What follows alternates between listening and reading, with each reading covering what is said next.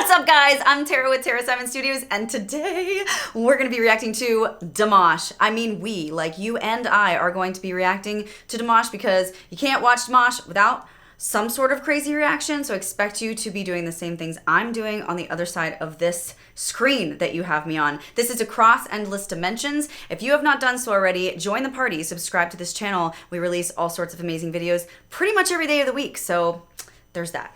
Lots of content. Here we go.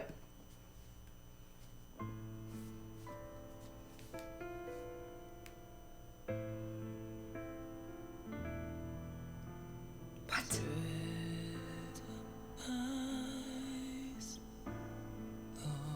Oh, he's in English. That's so good.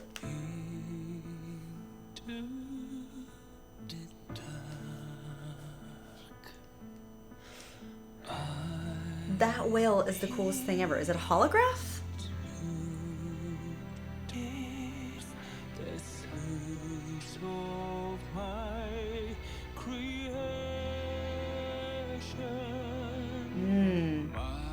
Ooh, I love that my. Ooh, whoa, whoa. Shivers literally down my spine. I loved that dark, deep soul and then free. This like breathy, mysterious free combined with that really pure tonal forward and powerful soul was just a beautiful dichotomy. And what's up with that whale? It's amazing. I want to know how they did that.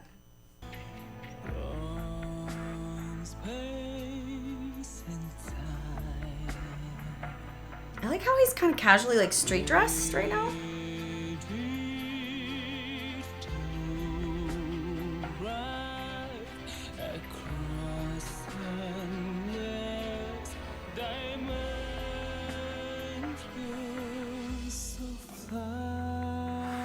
Amazing visuals. Love the high, almost nearly falling apart. His poise is just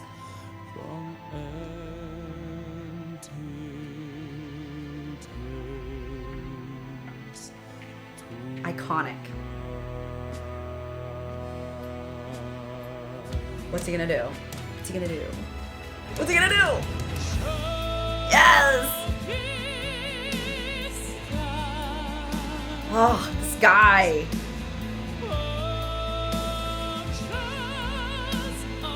That's a really solid mix he's got going on there on the top. Huge ab support to pull that off. Full chest, wide and forward. Do you guys hear the difference there? Do you? Because the me, it was great and perfectly executed, right? But it's minus the grit and the forwardness, the yelly quality that like hits you in the face with full chest that's forward and dropped and locked. Let's listen to that one more time so that you understand. I'll point and I'll say mix and then I'll say full chest, okay? The top note here. Mix. Wah. Full chest, because of the vowel differential. Mix. Chest. Full head voice. Woo! Into full breath. Dang. So good.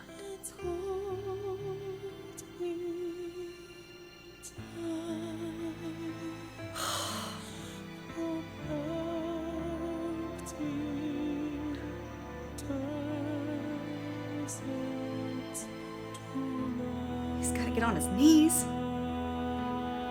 He's so good it makes me mad. Angers me. Great mix. He's using his full body. Do you see how he grounds into the earth? Yes. Amazing placement.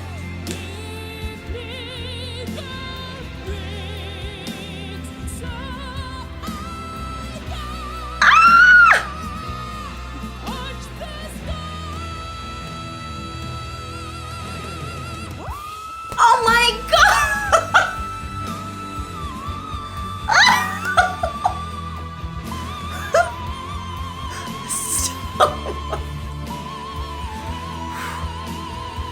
hot. I'm sweating for him.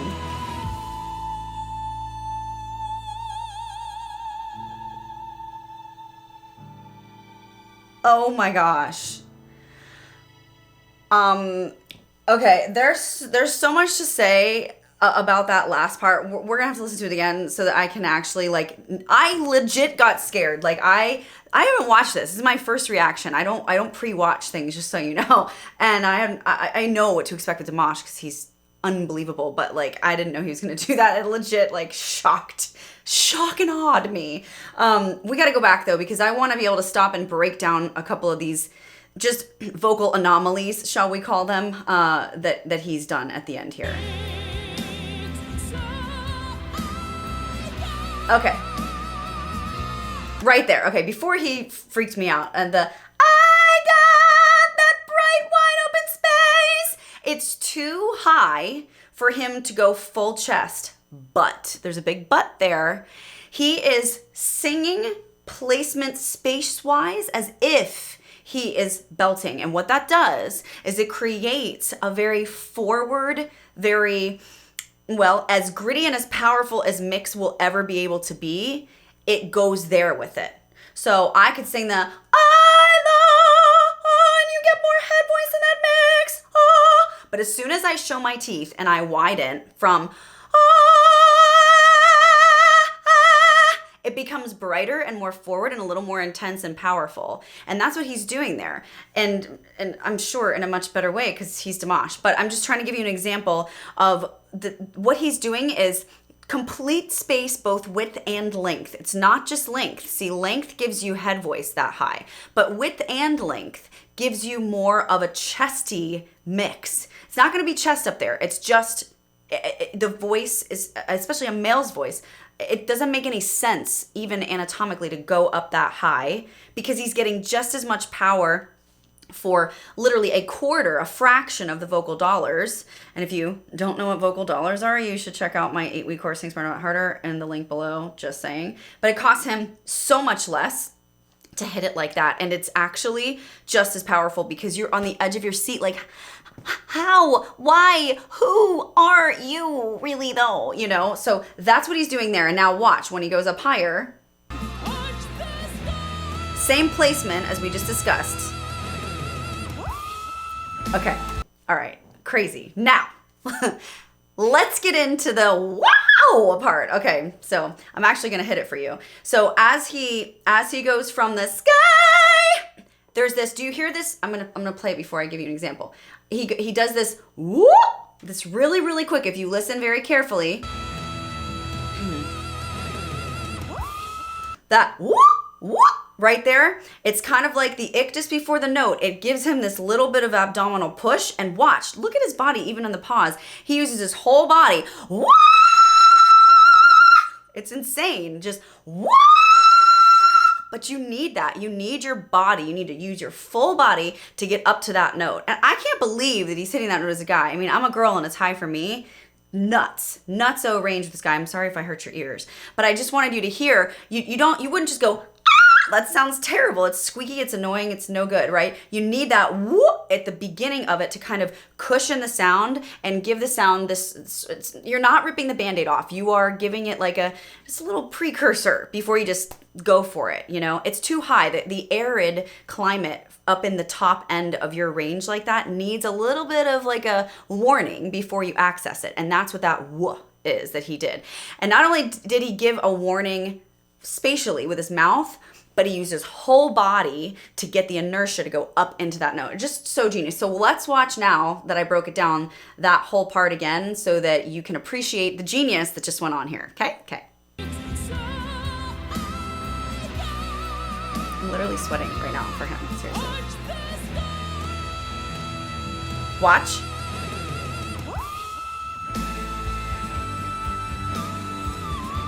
Butter. And now he's in his comfortable sweet spot right here. This is cake for him right now. Look at him.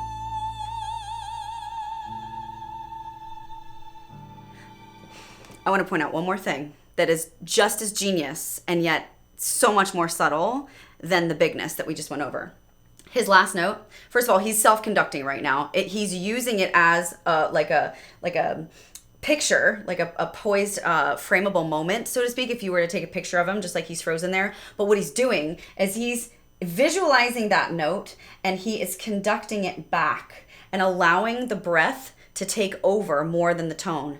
But his mouth does not change, and I want you to note that. That's really, really important, okay? If he did, it fizzle out. It fizzle out. You still need that space. It's still a semi-extreme note. So as he goes, it's way more controlled. I have way more control over that. So listen to him because he's doing it better.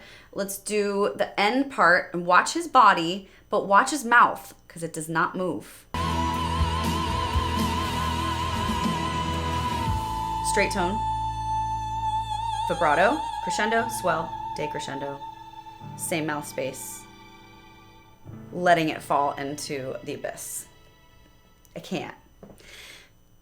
The poise and the foresight he has of the next measure or two ahead while he's still in the moment of a certain part of the melody, it is, I don't think, to be beaten. I mean, this man knows where he is going while he is doing what he is doing. A lot of singers, especially singers like this who get caught, they can get caught singing the hard thing now and forget the hard thing that's to come.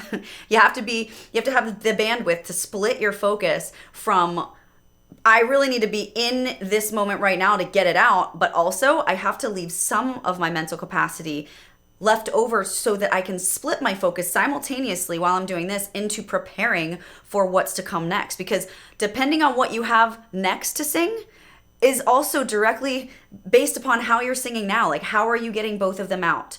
It's not like, oh, this is the last thing I have to do that's in the moment right now. I have this to do, unless you're at the very last note of the song. And then that's the only moment in the whole song where you don't have to think about anything else but that moment. That's why it's such a release for singers. That's why people like Dimash, they fall off at the end. They let that moment hang in the balance and then just let it go, because it's such a sweet release after all of that multitasking mentally and vocally and physically in this case too.